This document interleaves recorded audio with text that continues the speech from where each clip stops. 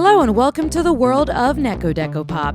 I'm Nat, and today we're breaking down our favorite LGBTQIA anime characters into categories, from lawful good to chaotic evil.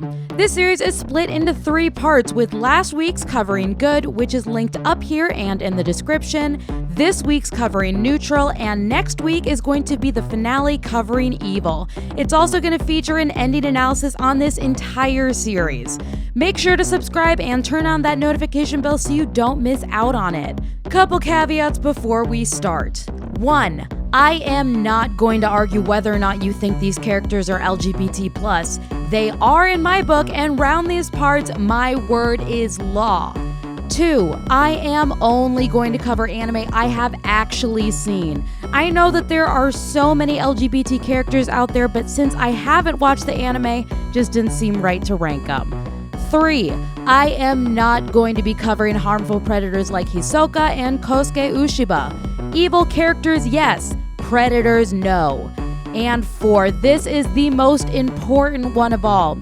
If your favorite anime characters didn't make the list, just know that is only because I'm right, you're wrong, and you should 100% take that personally. So with that being said, let's get into it. First category is Lawful Neutral.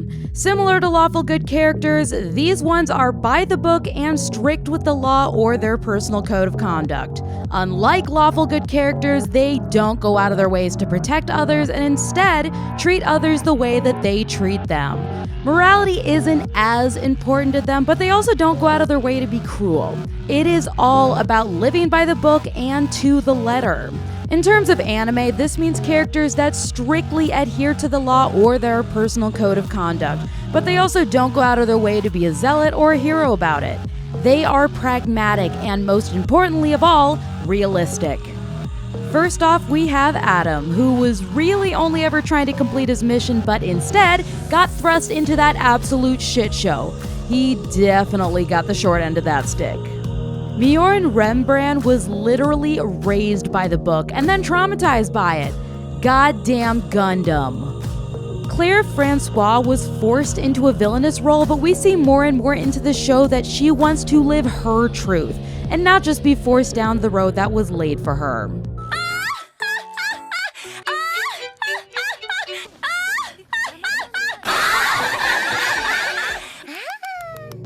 Sayaka Igarashi is the dedicated right hand to Kirari. Her law is rule, and if the action in question is actually sketchy or morally reprehensible, no it isn't, cause Kirari says it's not. When it comes to Ai Hayasaka, she is very similar in that Kaguya's law is law, and she will do everything in her power to make her wishes fulfilled. Sailor Star Healer literally lives by the book and is really annoyed with everyone and especially humanity for not taking things seriously enough. Like, I 100% get the frustration, but I don't know, maybe like chill for more than a few seconds? Like, seriously, savor the time you have left. Ryuji Ayukawa has a very strict code of conduct, which is why she is so successful in her art career. That is also why Yaguchi annoys her so much, because he is so unstructured and she just views him as being extremely cavalier. Megumi Fugashiro follows the rules, but he's gonna sassy about it. He does actually genuinely care about them, especially when it comes to helping others. I think a lot of his whole attitude just really comes from growing up without a lot of structure, like look at Gojo, look at Toji, and also having to grow up really fast. Cherry is the stereotypical exasperated spouse having to hold the family together while her husband and kids just wreak havoc around them. Let's keep him in our thoughts and prayers. Sailor Star Maker is constantly giving Sailor Mercury a run for her money, and we love that. I would pay so much money to see the Sailor Stars in general have more screen time and just get a much better ending than they were saddled with. Seika Ijichi is loud and intimidating, but she's really just a softie. She uses a lot of tough love because she cares and understands that she is doing the girls a massive favor by teaching them about the music industry in a way that won't entirely crush their spirits. Levi Ackerman is very similar to Hanji in that if he hadn't been saved, he would definitely be a hitman or something worse. He really only holds it together for the scouts, which also gives him free reign to kill and keep his whole cleaning service going. Plus he gets to hang out with his hubby. Hirano Taiga was determined to keep up that front and just keep it together so tightly, but throughout the series he's able to loosen his grip and enjoy life again, all thanks to his friends and his BF. Hiromu Fujiyoshi is fierce and protective of his family. He chooses to be lawful in order to set an example for his kids, but literally f*** everyone else who aren't them. Sung-gi Lee follows a lot of the footsteps of other dedicated sports characters in terms of adhering to structure, but if it's not skating related, he could literally care less.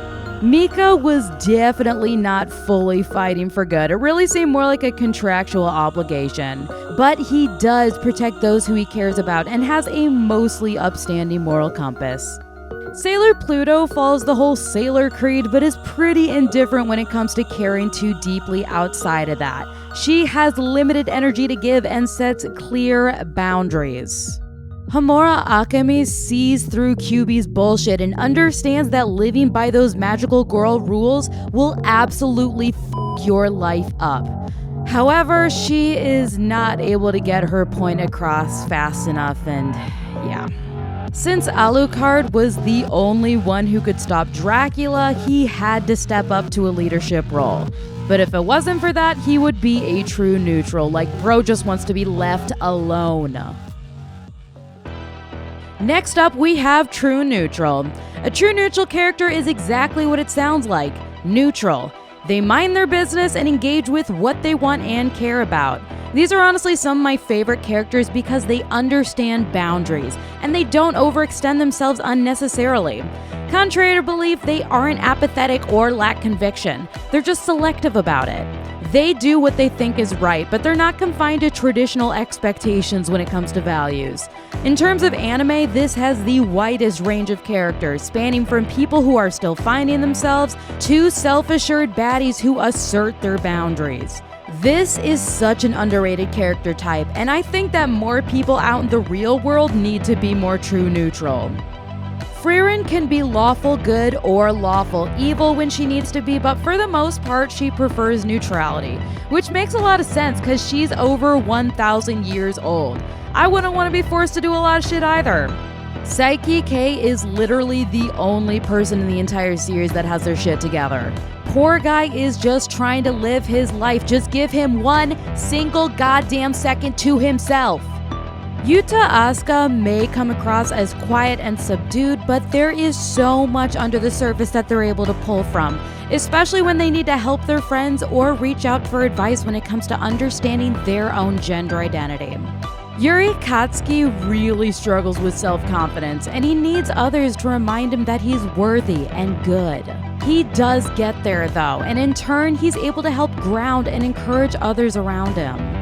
Yu Koito deserved a better partner who wasn't so pushy and coercive about starting a relationship, especially since her supposed partner said that she was going to wait for Yu to be ready.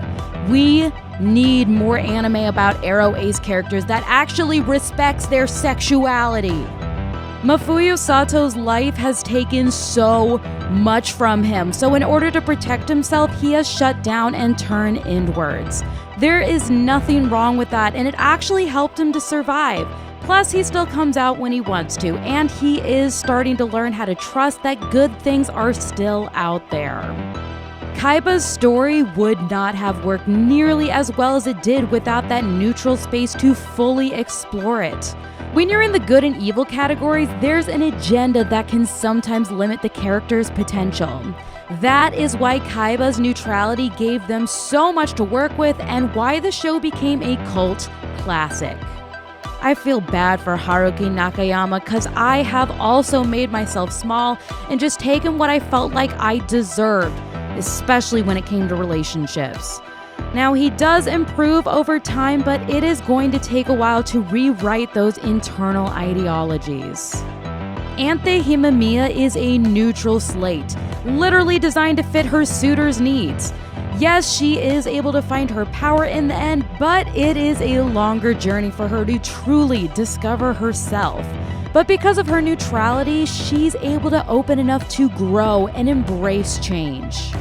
Manga is chock full of golden retriever himbo energy. There's really not a lot going up there, but we love the enthusiasm when it does appear. Ritsu Soma is similar to Mafuyu, and more than likely has a protective trauma response going on there, which makes sense given the absolute shit show that is the Soma family.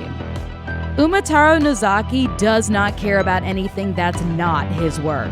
School's going crazy? Whatever. Girls into you? I guess that's cool, but like, can she help me finish my manga? You really can't say that this man doesn't know his priorities. And our final category is chaotic neutral. A chaotic neutral character does whatever the f*** they want. They're an individualist first and last. We've had one, yes. What about second breakfast? They for the most part avoid authority, hate restrictions, and get really annoyed when their desires aren't front and center. They're not trying to go out of their way to be a hero and really don't care about what happens to others, but they're also not going out of their way to be cruel. In terms of anime, these are the really wild and unhinged characters who test the waters of what they can get away with, regardless of consequences.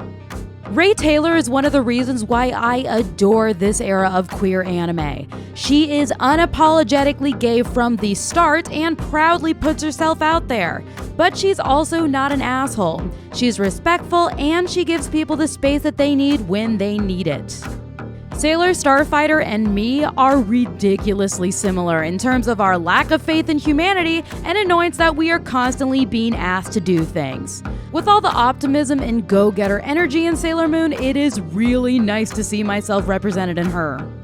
Wolfgang is a chaotic cowboy and he's got a lot of roommate situations going on. He's got Bash, he's got Millie, I don't know, am I missing anybody else?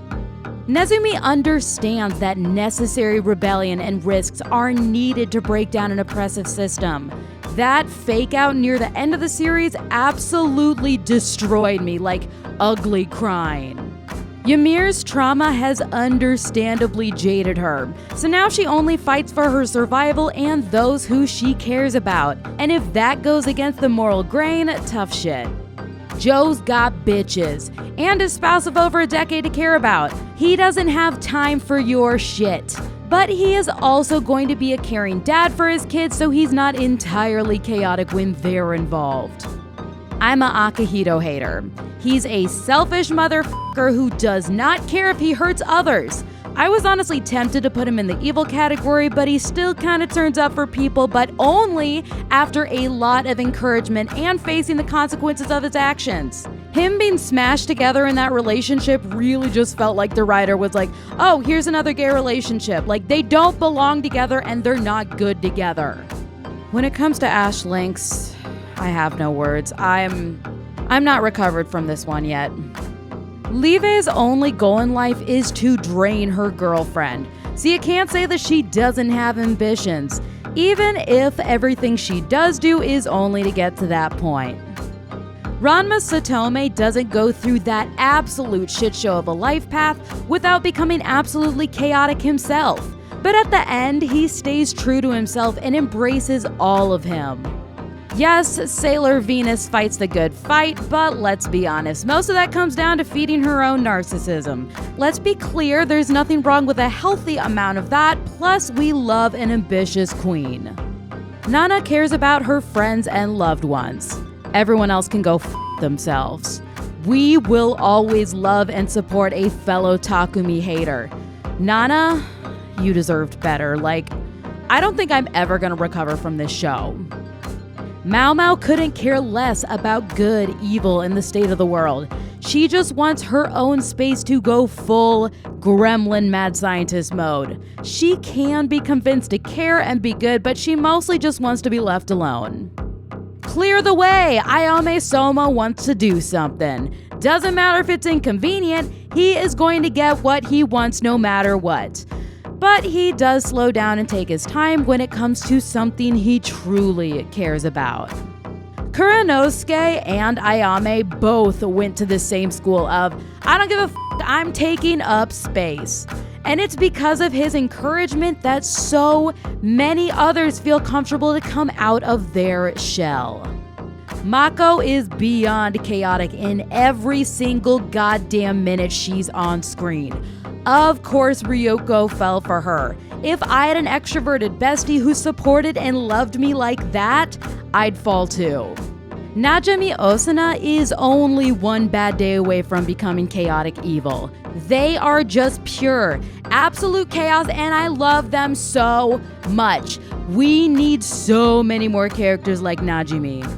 Awayuki Kokorone's claim to fame is literally getting white girl wasted and yelling about how hard she's gooning to her favorite VTubers.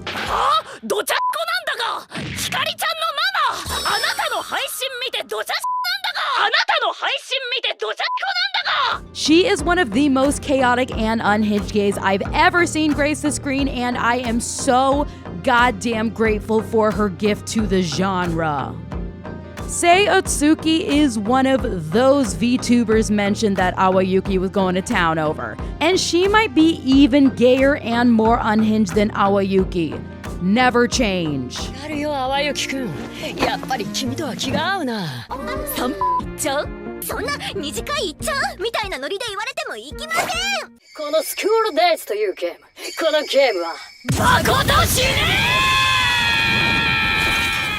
Let's be real, if Gojo Satoru wasn't convinced to care about the good of the universe, he most likely would be evil.